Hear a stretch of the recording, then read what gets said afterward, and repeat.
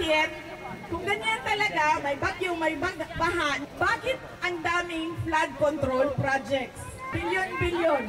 Yung sinasabi niya, at yung sinasabi niya sa susunod na araw, sa susunod na linggo, magkaiba. Ito ang banat ni Vice President Sara Duterte sa kanyang talumpati sa South Korea. Nauna nang sinabi ng Vice Presidente, hindi siya dadalo sa sona ng Pangulo na binatikos niya sa mga pangako nito.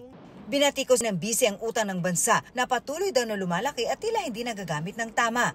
Wala kang makikitang pagbabago at kaunlaran sa bayan.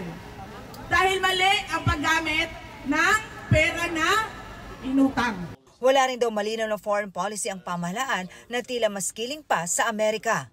Nasa saligang batas natin yon, nasa konstitusyon yon, na hindi tayo kikiling kahit kanino man na dayuhan para sa...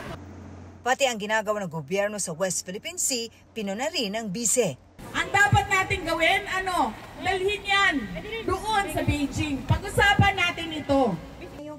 Dumulo sa isang rally ang Vice sa South Korea para sa patuloy na panawagang pagpapauwi sa kanyang ama na si dating Pangulong Rodrigo Duterte. Wala pa ring pahayag sa ngayon ang palasyo sa mga sinabi ng Vice Presidente.